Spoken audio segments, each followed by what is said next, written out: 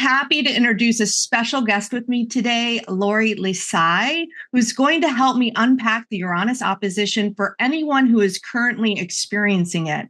We're going to talk about those who were born in the early 80s. You might have your natal Uranus at the very end of Scorpio or the first 5 degrees of Sagittarius.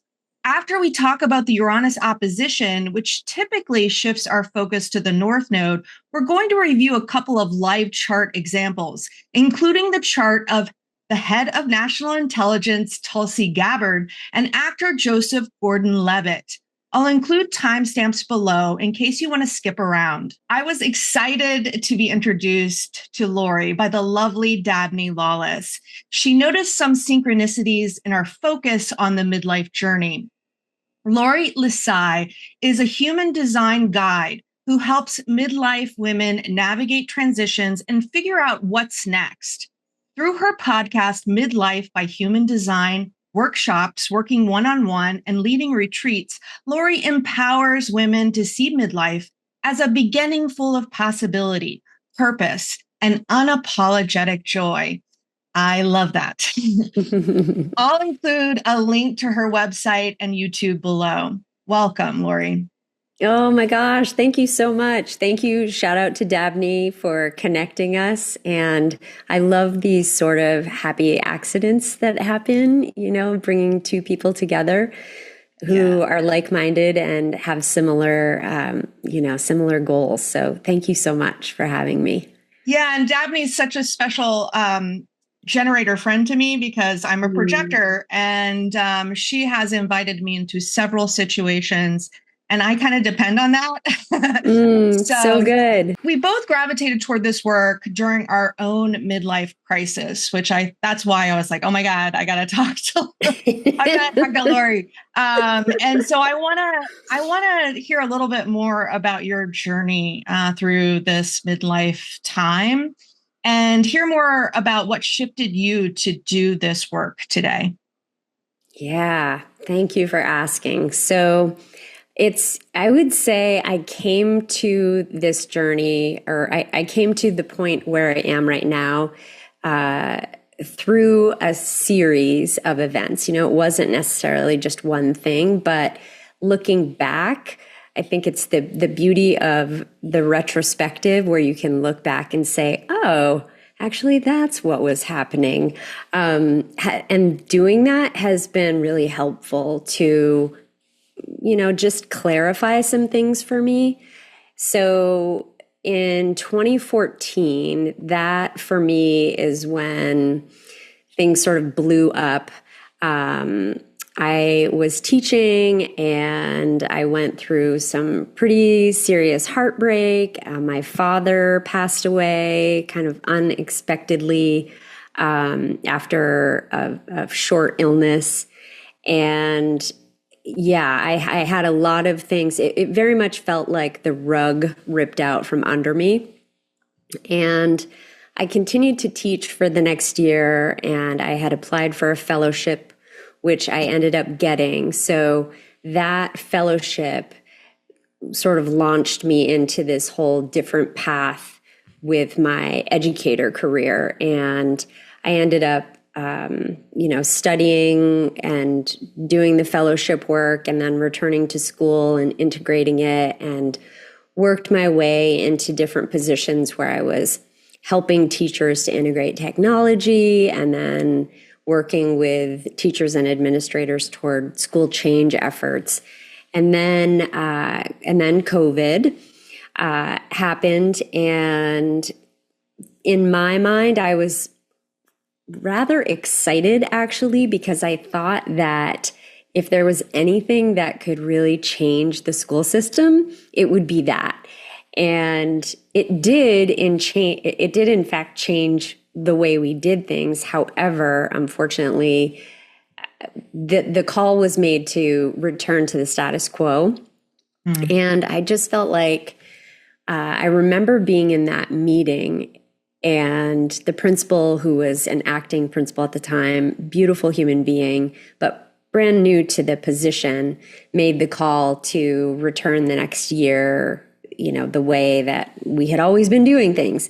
And that I just felt my gut drop. And as a generator type, I had learned at that point, I found human design in 2019. So I'd been studying it for a few years. And so I really knew that that was a very clear signal from my body that this wasn't really going to work anymore for me.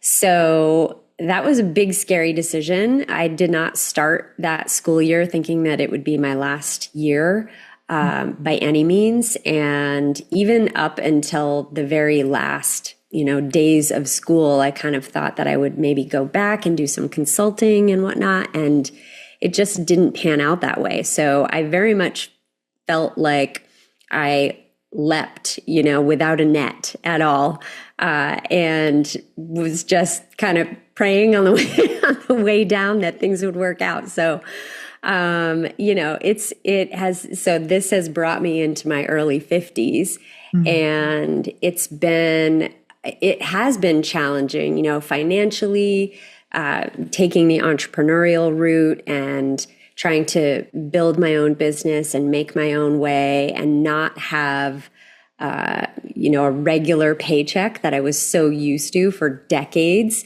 That part has been challenging. However, looking back, I wouldn't decide it any differently because of all of the amazing growth, like both for myself and then the women that I've been helping. And I think my message is, resonating. Like women really need support during midlife. Yeah. And our society has written this narrative where we just disappear, essentially. We're meant to kind of fade into the background. And I believe firmly that it's actually the exact opposite.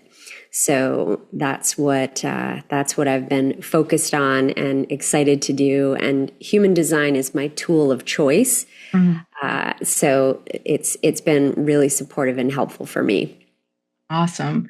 We have a couple of synchronicities. I came into midlife. My dad also died, got ill and died very shortly after.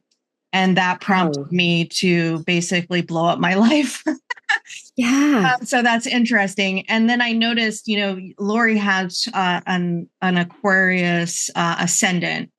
And so I'm like, I saw that the technology focus shift of your career. And also you have your North Node in the 11th house, which is a typical Aquarian house. And it's about our dreams and wishes.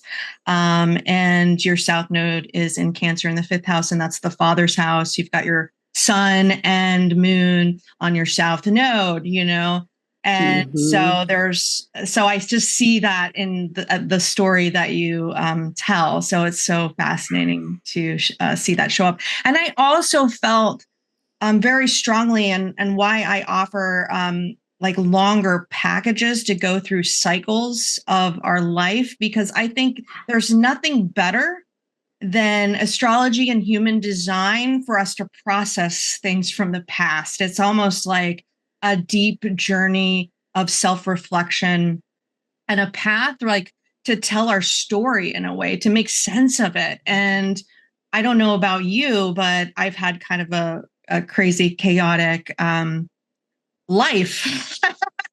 And it was just super helpful for me. And I still have discoveries every day as I'm going through my journey today. So I think. Absolutely. It gives you language, I think. It gives you access points to be able to make sense of things. And, it gives you an opportunity to dive a little deeper into when those certain transits were happening, to get a better understanding of maybe the lesson that you could take from it, whereas sometimes when you're in it, right, when you're in the thick of it, just surviving day to day, it can be really hard, to feel like, okay, what's the lesson? Definitely. And then there's repeated patterns. So especially when you're in a really hard cycle, it's so helpful to look back at past cycles to remember, oh, this is like that cycle.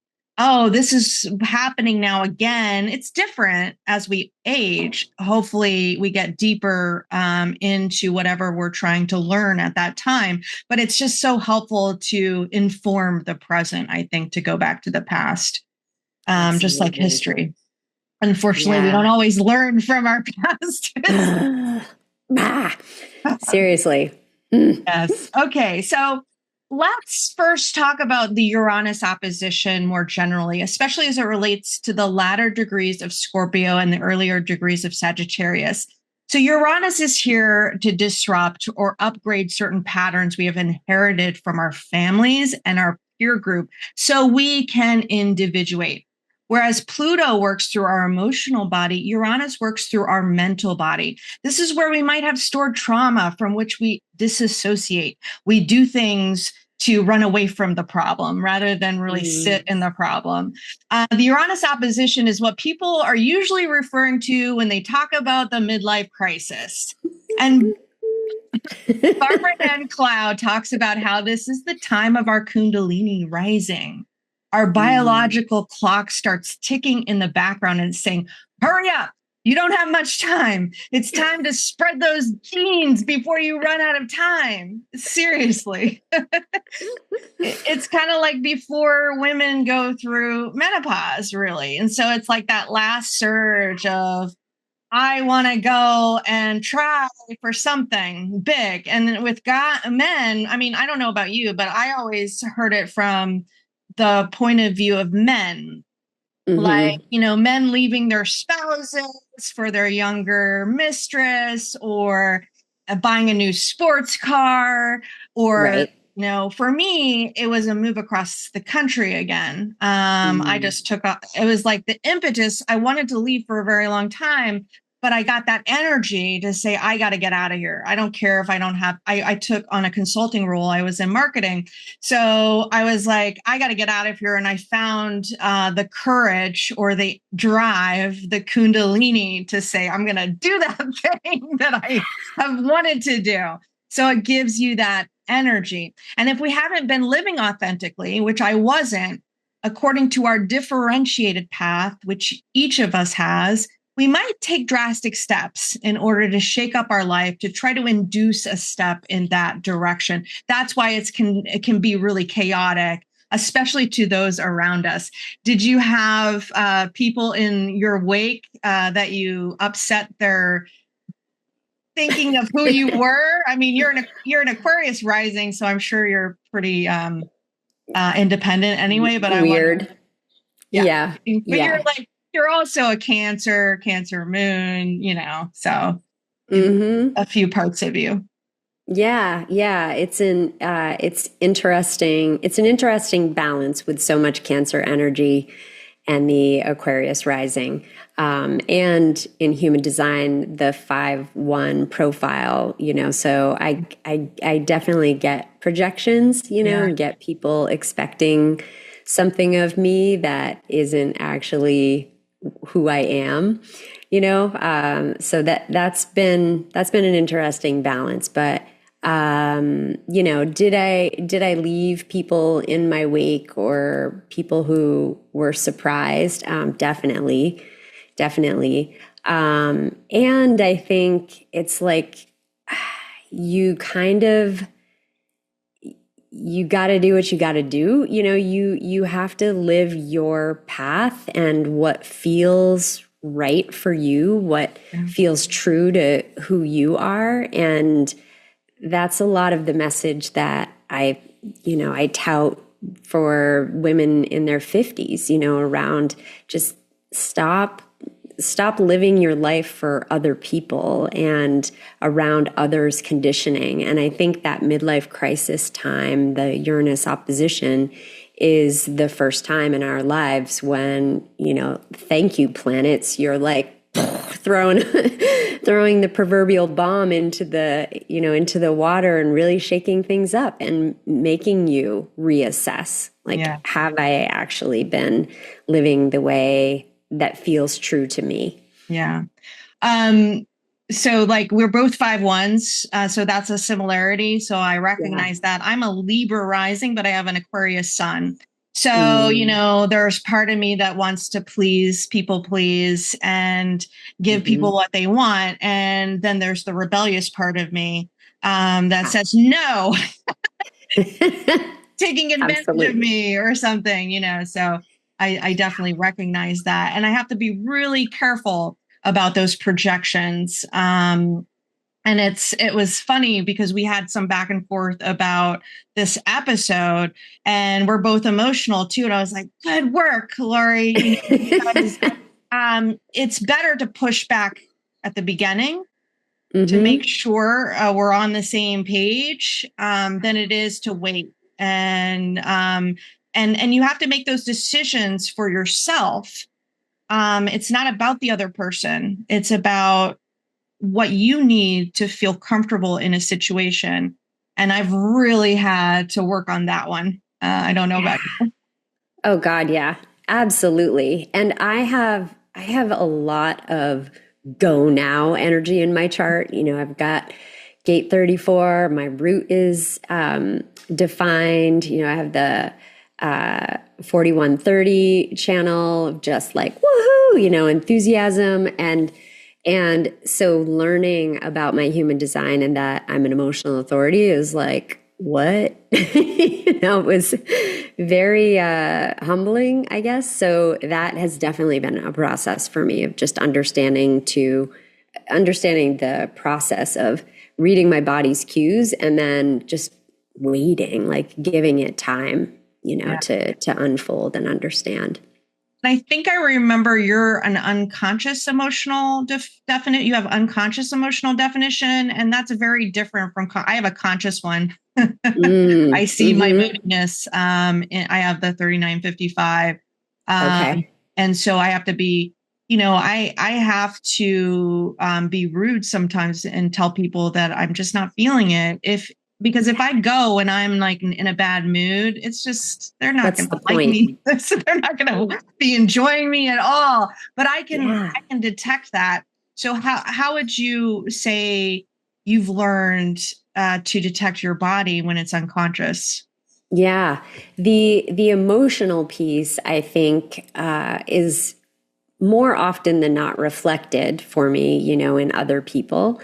Working from home now, it's like I spend a lot of time by myself and just with my animals. So, and my family, it's all boys, it's all men. So, to them, they're like, what? You don't think you're emotional? And I'm like, whatever, I'm like, you guys are dudes. Like, I don't necessarily trust what they have to say when it comes to my emotions, but then sometimes things will just come out and I'll be like, oops, like that sounded way more harsh than I meant it to. Sorry. So I had to do a little backtracking. So it's been learning mostly how to apologize after the fact, because it just sort of comes out of me. Yeah. So, sometimes. It's always interesting to see how people make decisions if they're unconsciously emotional and how that works. And I think that's a tricky one, right? Yeah, it's been, I think if it's a big decision for me, I tend to just try to wait longer, to really sense into, and I focus on the different elements of, information coming into my orbit that are helping me to understand the situation more deeply. Yeah. And then that helps me, which is a little bit getting into my mind, but it's also like when those bits of information come in, focusing on how my body feels and leaning on my sacral a bit, Like, am I drawn to it still? Am I, feeling the pull, or is there any element of like, ugh, like, yeah, hidden motivation. That helps. Like, what is my motivation really here? And is that really authentic to what my calling is? I could imagine, right? Yeah, for sure. For sure. Yeah. Okay. So let's talk about, Uranus in Scorpio a little bit. And I'm just talking about the last decan of Scorpio. So astrology has degrees and what they call decans. So we talk about a decan in the 10-degree units, and it just helps you understand the energy a little bit more, specifically, rather than a broad swath of signs. And I know human design is so helpful because it has gates and it has lines. And so when I was first learning human design and astrology, I kind of got into them at the same time. I used to use, when I didn't know anything about decans and astrology, I was still learning all the ins and outs. I used to use human design to inform me about more specifically what the energy was. And so I found it really super helpful to learn in that way. So I love that. Yeah. So in astrology, the last degrees of Scorpio are ruled by Venus, and Mars is the traditional ruler of Scorpio. So it has something to do with our sometimes self-destructive relationship to desire, our obsession with youth, and our addiction to illusory forms of success and power. So having Uranus here means we are here to disrupt or upgrade our relationship to this learned pattern. So I want to hear from you. How would you unpack gate 14 with Uranus in gate 14? And then we'll talk about gate 34, which I know you have a lot of experience with because you have that in your design. Yeah. Gate 14 is one of those gates. The 214 channel even is like, oh, kind of wish I had a little bit of that. But gate 14 is such a beautiful energy because it's about like having resources to bring your dreams to life, and I think having Uranus there is an invitation to shake things up in a way that benefits you and benefits the collective, So like, how can you pull your ability to generate resources and for the highest good? How can you pull that and do something different, like fix things? And I think we were saying, it's in the later lines, right? So lines 5 and 6. Yeah. So that 5 line energy, when it's in 14.5, is like fixing things, having that practicality, having that ability to not just dream of the ways that you could use that energy of generating resources, but also actually solving a problem, So, I mean, people who have this transit, I think have amazing potential to create something incredible that can be super beneficial, both for them and for others during this, transition in their chart during the transit. And then with the line 6, when it moves into line 6, that's more, a little more like spiritual energy. And so it's an invitation to go even further with that power skills and, thinking about how can you apply it to like big ideals, how can you use it for the greater good? Maybe it becomes like a charitable kind of work that you get into, or, doing something to benefit, just benefit your spirituality, your higher self in some way, or for others. Yeah. So yeah, those were a few thoughts that came to mind. How about, do you have thoughts too that you? Yeah. Well, I mean, I have that gate. My design sun and Venus are in that gate. And it's interesting because, that means that it's in a square to my sun, which is in Aquarius in the 49th gate. So, so it is really about, and when I think about the 14, I think about, how do I use the resources in it when Uranus is there, because it is a very Uranian energy. Because it does connect to the 49. It's like, how do I use my energy in a way that nobody else does, or how do I figure out the solution in my own way, instead of trying to hook in to how other people say that I should use this energy, how I should use my resources. I'm the one that it owns my resources, and I don't need to be used by the collective. I need to be in more ownership of giving this gift that I have to the collective. And how do I work with the person that has the two? How do I work with that person to fuel the direction of society, like you said? Yeah. I love that so much. And what a beautiful thing to be able to do as part of the shakeup in your life, right? Like to redirect yourself in that way.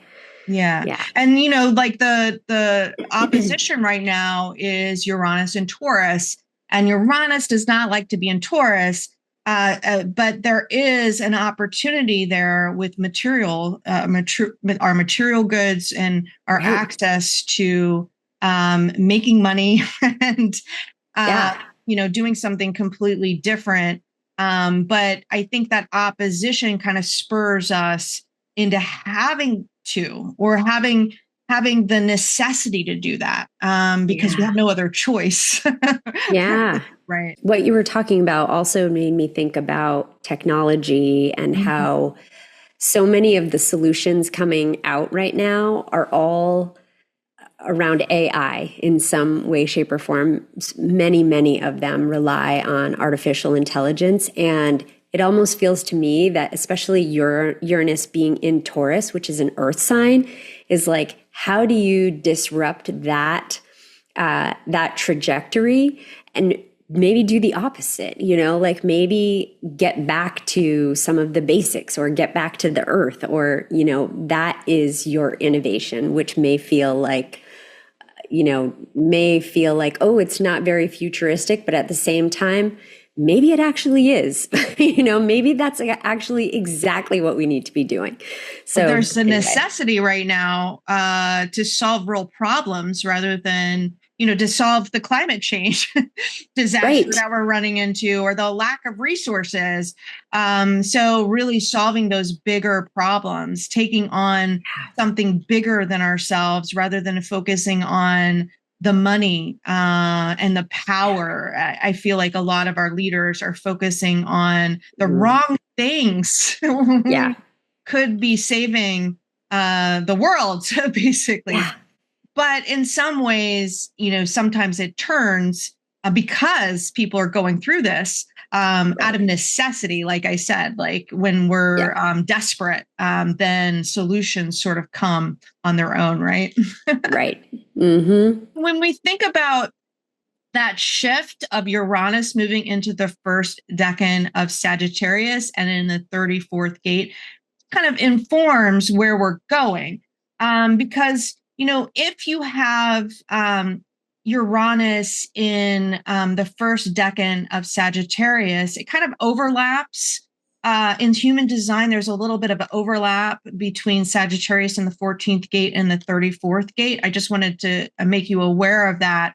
But in the first decan of Sagittarius, I thought this was really interesting.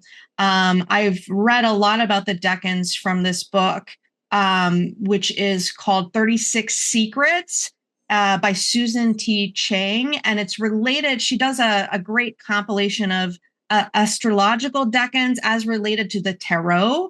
And she talks about this is related to the Eight of Wands card. And she says, in the Eight of Wands, Mercury's speed combines with Sagittarius's great range to shrink distances and shorten times. But his virtues here are amoral. They are viral. It's up to us to use this powerful ability as a weapon of destruction or as a boon to humanity. So that to me has AI written all over it. And it really reminds me of the power or destruction of social media influencers or the propagandists out there and the AI obsessed that will, those people who will want to do anything to push through the technology without any care to the destruction it's causing. So I thought that was a really great reflection of that energy. So do you want to talk about it as related to gate 34? Yeah. So gate 34, most powerful gate in the chart, and it fuels, multiple channels. It's coming from the sacral, and as it's moving in, it's in line 1. So it's about, fueling a couple of things. Line 1 is about research and also about foundations, right? So like building a powerful foundation that feels like it is rooted in knowledge, like spending your time doing your homework and truly understanding from a mental level what is the situation before taking action. And 34 will give you the power, the necessary juice to be able to do that. And it's sacral energy. It's like it's battery powered. It's moving fast, right? And in Sagittarius, which already is like a mover and shaker. So I think the shadow side is taking action and basically moving on things without having that foundation or without having the knowledge and understanding, and just taking action kind of blindly, and that ending up leading you where you don't, or you didn't necessarily expect or want to go. Yeah. Do you have thoughts about it? Yeah, I mean, every time you talk about something, it just kind of brings up things in my mind. So yeah, Uranus can be really chaotic. We have a president right now who's very Uranian. And so you can see that energy in him, like the wanting to create chaos. So Uranus there, I can imagine, can be very chaotic because the opposition will be in gate 20 soon. And so that's chaos in the now and chaotic power. Sacral energy is our life force energy, basically. So we can create a lot of damaging chaos, or we can create brilliant discoveries and use that energy in a way that brings us out of destruction. And so there's potentialities in both of those options. I hope some people take the better option. Me too. Oh my goodness. So after you go through your Uranus opposition, you experience a reverse nodal return, which gives you the opportunity to objectify your past in relationship to your future direction. The timing between the Uranus opposition and the reverse nodal return varies depending on the timing of your birth. But for those who are experiencing their opposition now, the timing is very quickly after you experience your Uranus opposition. And I would say for anybody who has Pluto in Scorpio or Sagittarius, time for them is sped up. They are here to experience things very intensely and very like one after the other. So I'd like to hear from anyone who's watching if they feel that that's been true in their life.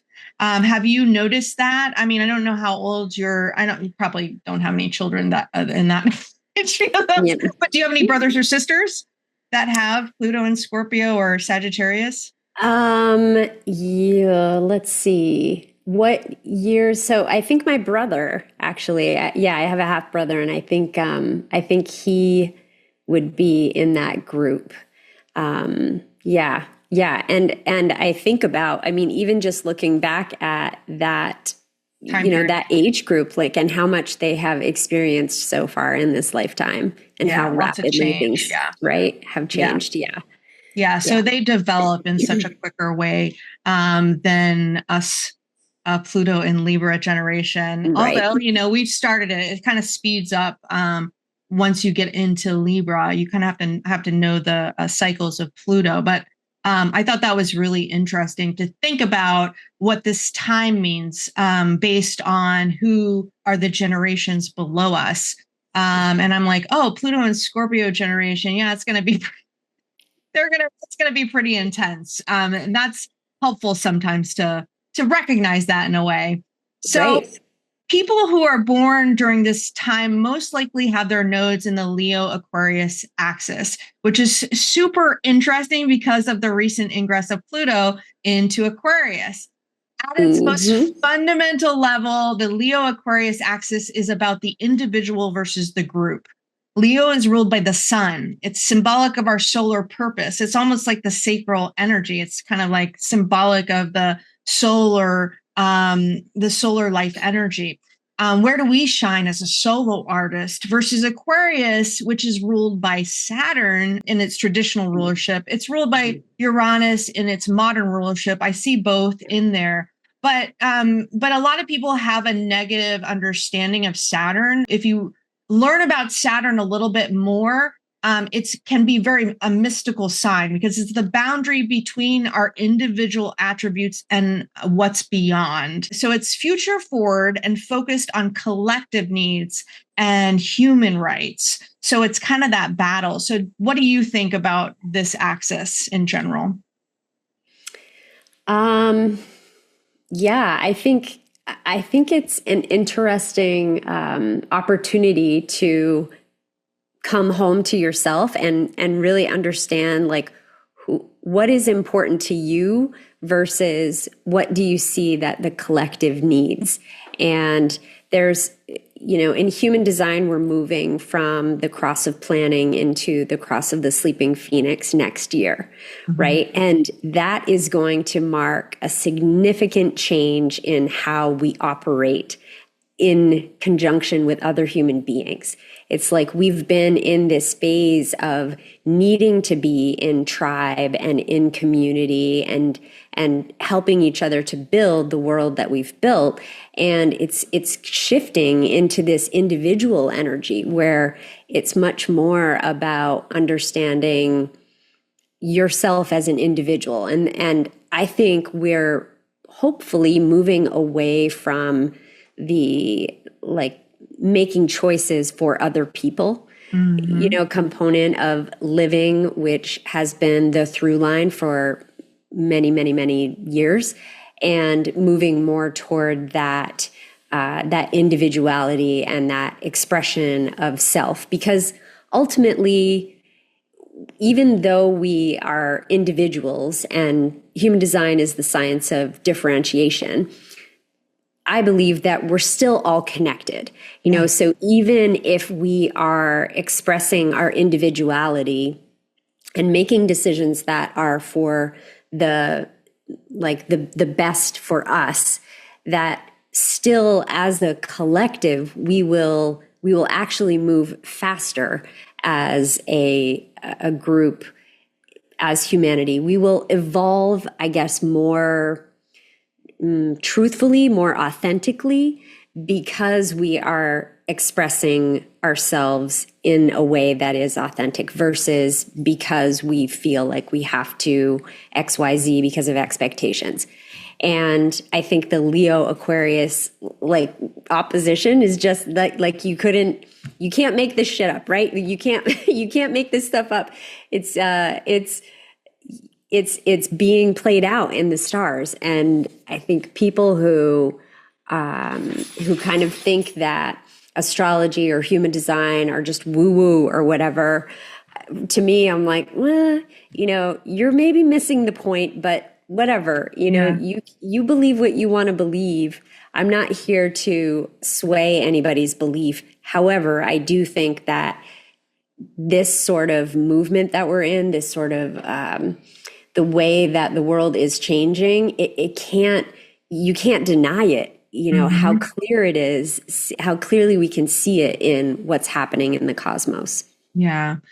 And it's interesting to think about, because we've had so many of our leaders co-opting our culture and our feelings of togetherness and communities for their own means. Benefits, yeah. And it's broken up our families. I don't know if you've experienced this yourself, but there's been a lot of disruption in the family unit because of propaganda and people spreading all sorts of different narratives that pit us against one another. So this movement toward individuality can be selfish in some ways. You might think about it that way, but there's also an opportunity for us to take ourselves back from the people who have been manipulating us so much at the collective level. And the people, you in the audience, if you're listening to this, have your South Node in Aquarius. So you have a lot of history and talent to bring out the collective needs toward that individual solar purpose, that individuation, to say, look, it benefits us individually to do things for the collective. Okay, so let's start talking about Tulsi Gabbard. If you don't already know who she is, she's serving as our current head of national intelligence. She is Samoan, and she previously served as U.S. representative for Hawaii's 2nd Congressional District from 2013 to 2021. And she also served in the Hawaii House of Representatives from 2002 to 2004. Gabbard was a member of the Democratic Party until 2022, after which she became an independent until joining the Republican Party in 2024. Now, I've always found her a bit perplexing, and I didn't really follow a lot of politics in her between periods. I knew of her, but I didn't really read a lot about her. I wasn't sure about her. But when I was doing research for this episode, I found out that she grew up in a cult, basically, which explains so much to me. She is the first girl of 5 children. And when she was 2 years old, her family moved to Hawaii, where they joined the Science of Identity Foundation. Its founder, Chris Butler, was once part of the Hare Krishnas and is connected to the Hindi faith. The foundation was very political, with their own political party called the Independence of Godly Government. So she has a lot of history here. And she's been staunchly anti-interventionist in her past, definitely against this war in Iran. I actually just played a long clip of her campaigning against this war in 2019. During Trump's last time in office. And, you can see that she's been uncomfortable with specifically the Iran war when they first went out and did the bombing. She had some tense confrontations with what she brought to the table as far as intelligence, because they had intelligence that said they weren't building a bomb. And Trump didn't like that story. And so she had to really save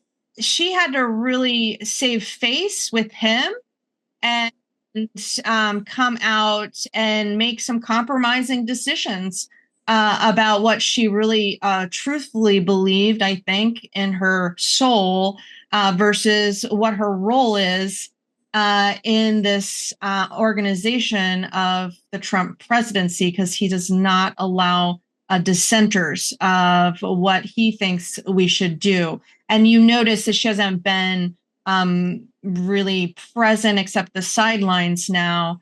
So it's interesting to think about that from what role she's playing.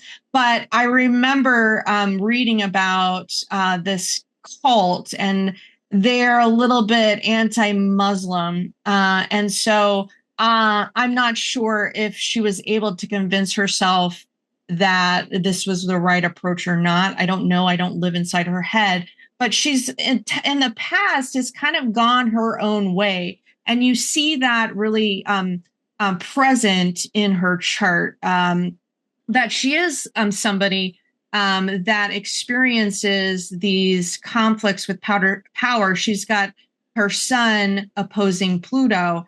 So her life journey is really to be in these powerful places and to figure out how she's going to navigate them. And, just a little note about her chart.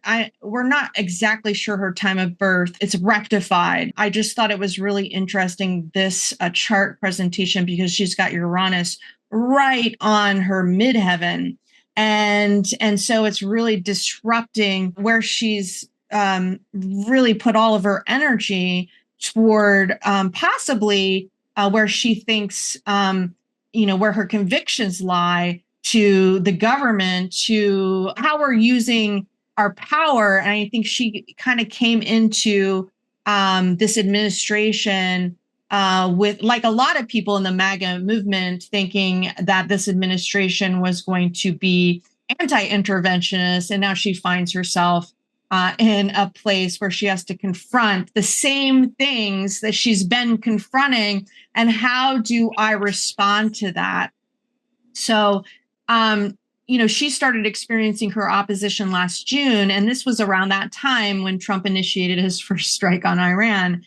She was in the hot seat at that time, and she put out contradictory messaging and had to save face, like I said. And then her second hit came in November. And in November, she was speaking about America First's agenda and how Democratic propaganda was pulling them into this socialist framework, and which is very interesting because it seems like she grew up in an environment.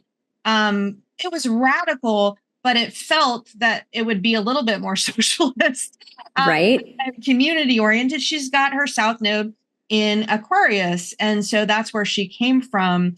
And she was responsible for declassifying a slew of records about JFK and Russia's involvement with the Havana syndrome. So that was interesting.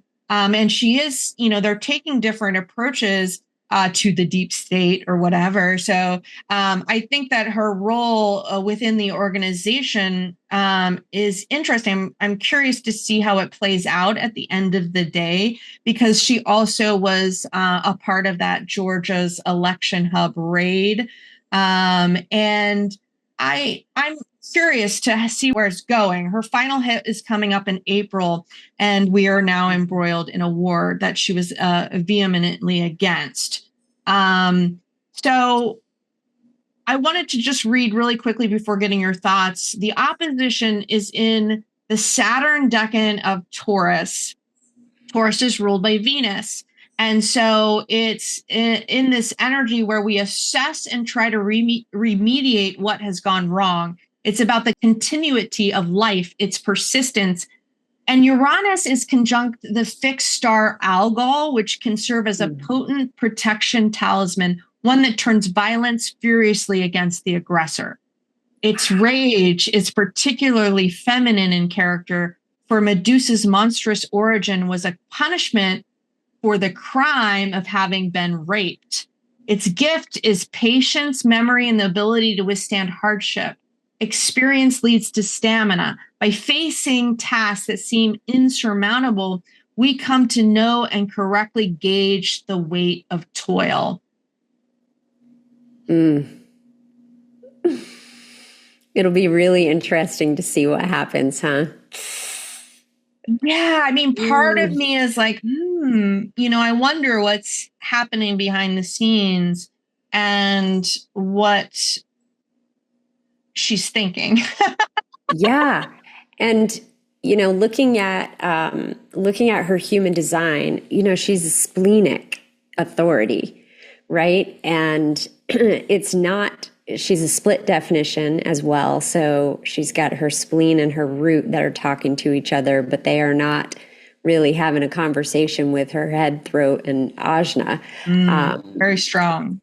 Yeah. So that can be tricky, but if she's, if in fact she is tuned in with that intuition, then it's got to be really eating at her. If she's still feeling like going to war with Iran is the wrong thing, there are so many reasons in her chart that tell me that'll be really challenging for her, knowing intuitively that this is the wrong thing to do, and then completely open solar plexus, feeling that amplification of other, of generally the way United States citizens feel about the war, and, amplifying that. But then having it all disconnected from what's going on up in her head, right? And potentially the ability to just explain away those things. I could see how that can really, I could see how that could play out for her. And she's a 2-5, profile. So double projection field, which in my mind, whenever I think about a 5-2 or 2-5 profile, these people really need to lean into their authorities, right? Because they have so much projection coming at them with expectations of other people. So if they are not tuned into what is right and true for them and what their body is telling them, then it's going to be a hard road. And these types of situations, Uranus opposition, these are the times when that really gets tested, I think.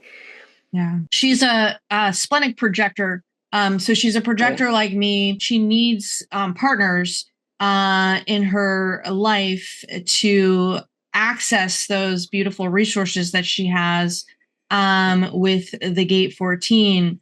And what I noticed about her is she has a completely open solar plexus. And that's where she holds a lot of wisdom. But she's got her south node in gate 19. So she's meeting a lot of people that are hooking her up, that solar plexus. But a lot of people describe her as being cool and aloof. And that's basically the gift that she does have, is being kind of non-emotional in her decision making by other Uranian people. The gate 49, when that's connected, it can really with the 49, it's like the people who hold the resources. It's like Trump, but Trump doesn't have that gate. He's got gate 33. He's got his Pluto in gate 33. So she's got her north node hooked up to his Pluto. So he's powering her direction right now.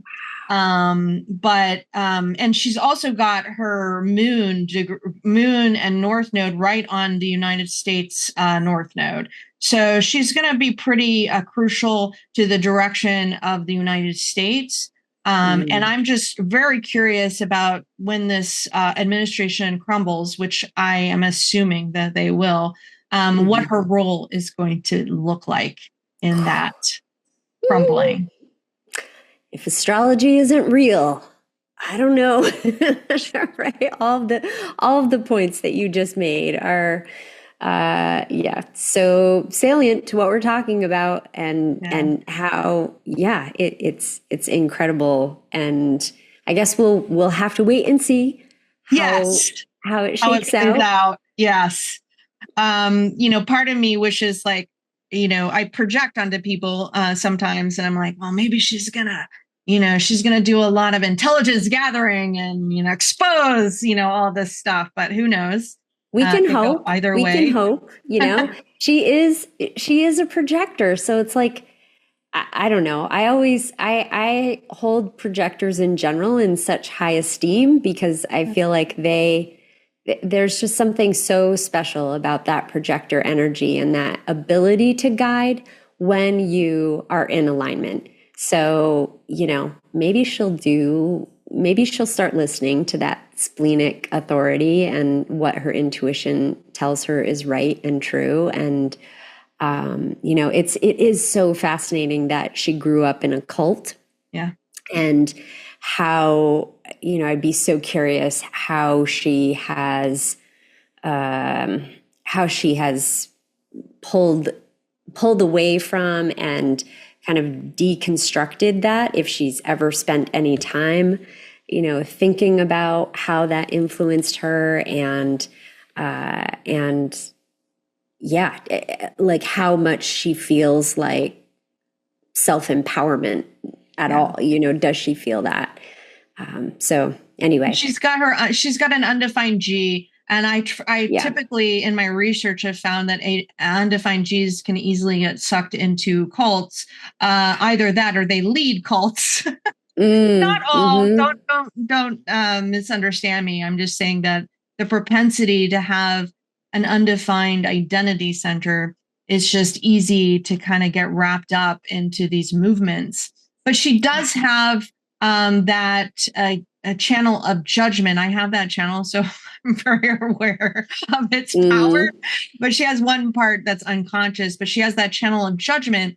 So she's really able, when she's connected to the spleen, to really make good judgment calls. And to act as a service to humanity. She's got that, South Node in Gate 19, very service oriented, very much wants to be part of something that provides the resources to the community. But, she's got an individual channel that's hooked up to her mind, to her ajna. So she's very individual in her orientation and how she thinks about things. But yeah, I'm really curious to see what's ahead for her. I'm hoping good things. I'm glad you chose this chart to look at. Yes. Great choice. And then I wanted to look at Joseph Gordon-Levitt. Now, I don't know if you know him. I sort of found him through my research, but then when I was looking at him, I was like, oh yeah, that's who he is. He broke out as a child star in such films as the 1992's A River Runs Through It and the hit NBC comedy Third Rock from the Sun. That's where I remember him from. Launched his online collaborative media platform Hit Record at Sundance 16 years ago, and has since become an impassioned voice for ethical and safe uses of technology. So you see that South Node in Aquarius energy. He also comes from a political family. His parents were among the founders of the Progressive Jewish Alliance. Gordon Levitt's father, Dennis Levitt, was once the news director for the Pacifica radio station, KPFK-FM, which is a progressive free form station focusing on social justice, grassroots movements, arts, and culture. And his mother, Jane Gordon, ran for the United States Congress in California's 28th District in 1970 for the Peace and Freedom Party. And I thought it was interesting that he identifies himself as a feminist because he has Venus on the South Node, and he gives credit to his mother. My mom brought me up to be a feminist. She was active in the movement in the 1960s and the 70s. And he says this about the Hollywood movie industry has come a long way since his past, but it has a long way to go. And he started experiencing his opposition in July. And this was about the same time he was campaigning against synthetic intimacy with chatbots because he has a daughter. And you can see that influence in his moon on his North Node. And so he thought it was horrible. And he detailed this in an opinion piece in the New York Times. He said that as the father of an 8-year-old, the idea that kids were having synthetic intimacy with chatbots talking to minors made him livid. And he has an undefined emotional center. So he has themes around emotionality, and Pluto is right here in gate 41. So I was like, And the actor called Mark Zuckerberg out for choosing lots and lots of money over implementing safety regulations for minors' interactions with his company's AI tools. He was also championing digital sovereignty and the ethical digital sovereignty, Leo, and the ethical use of AI, Aquarius. He came out as not being a Luddite, and actually he's excited about using the tech in his production company, but as human assisted tech. So his second hit was in November. He spoke at the Utah AI Summit and started a legislative push during this time. He also talked about his upcoming AI thriller on Netflix. He spoke about how his research for this project was what made him realize the potential hazards of AI. So that was his experience that led him into this moment. And you see that his sun Mercury was exactly conjunct February's new moon eclipse. And a couple of weeks before this, on January 27th, Gordon Levitt testified at the Utah State Capitol in support of greater regulation of artificial intelligence, telling legislatures there are more laws in place governing how you make and sell a sandwich than there are governing this powerful new revolutionary technology that's going to change all of our lives. It's wild. Yeah. Wild to think about how fast, and how quickly everything is changing, right? It's changing way faster than the systems that we have in place to create boundaries around them. And we need people like Joseph Gordon-Levitt to bring awareness to it, those people who have a platform, to be able to speak to it.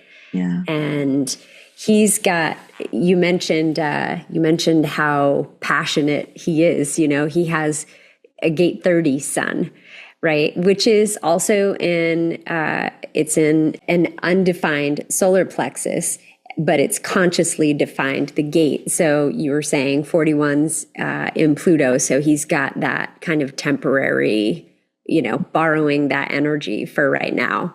That's really, I could see like fueling this fight. And it's going to be, it'll be there for a while for him, right? Yeah.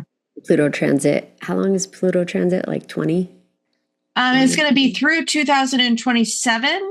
And it's going to shift, I think, into the at some point in 2007, I think. Don't quote me on that, but so yeah, that makes sense. That makes sense for a while. Yeah. So it'll. It's no surprise that he has kind of that, that fueling him, and he's a manifesting generator. Even though it's unconsciously defined, he's still got like plenty of energy to keep this fight going, which is fabulous. Yeah. And he's got his North Node, he's got the full channel of 3313. So it's, it's kind of self-contained, his future direction with his Venus in gate 13. So that is his past, his mother kind of fueling his direction, his memories of that influence of his family and that connection. Venus is a benefic, and in Aquarius, he's got so much Aquarian energy. And so he's very much concerned about the collective, and he's learning about how to channel that through sovereignty, individual sovereignty, and through the care of his children, and hoping for a better world in the future that has AI in it. He's technology focused, but in a world that's not taking advantage of kids and taking us down the dark road that certainly technologists have been taking us so far. Yeah, indeed. And that 3313 channel, I think, is such a beautiful energy. Just being present to hear stories that are important, to listen listen intentionally and gain wisdom from that, and to have that in your nodes is, it's a cool placement. I think it has potential to bring empathy, you know, in a different way than the solar plexus does. Yeah. And he's like he's a single definition, I think. Do you see? Yeah. Yeah. So Yep. Everything's connected. So free flow of energy.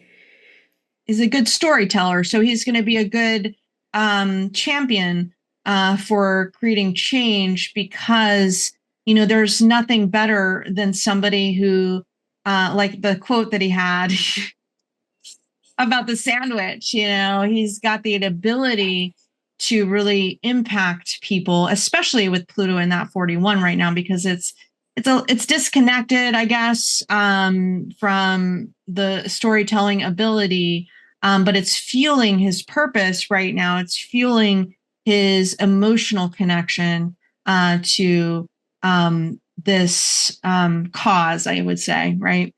Yeah. And he's got 35, which is unconscious, like his unconscious moon placement, but that energy, you know, that storytelling energy and that drive for change that he, you know, that could be fueling this. And, you know, your throat is not only your voice, but also our center for manifestation. And that's connected directly to his sacral, directly to his G center. So, you know, he's like, I could see how he would be very invested, you know, in this type of thing, like throwing his whole self into this work. Yeah. He's got that beautiful ego connected to, and the salesman selling this to his tribe. So that's awesome. Yeah. So a little hope for the those of you out there. These are just examples, but you know, if you have this energy, you could make a real beneficial change for humanity. So there's some optimism, I think, looking even, you know, at Tulsi's chart, thinking about where she might go and how she might use the intelligence that she's earned from this time for the common good, hopefully in her future, right? Yeah, absolutely. And Joseph Gordon-Levitt is also a 5-1, which we talked about, right? And 5-1s, 5-1s also have that charisma, you know, that kind of unspoken, sort of hard to pinpoint energy that just really makes people want to tune in and want more of, which is another thing just working in his favor, you know, for getting this message out there. Yeah, I hope he does some good. I also noticed that his Mars right now is right on the North Node, and Mercury is moving retrograde to meet Mars at the Aries ingress. It's a little bit in the weeds, but I'm putting together some videos about that. And so this is going to be a crucial year for him. So I hope he contributes. I kind of can sense that he's going to contribute some good things to the future of where we're heading. So yeah. Awesome. Some hope, optimism. Go, Joe. Thank you, Lori, for joining me on this episode. It's so nice to be able to actually interact with somebody else, because I usually do these videos solo. And, you know, there's nothing worse than talking to a camera. I love to have somebody else join me. And I've really enjoyed our conversation. So thank you so much. Oh my gosh, same here. Thank you so much for having me. And I love the opportunity to nerd out on this stuff because, right, like I don't know about you, but not too many people I can do this with.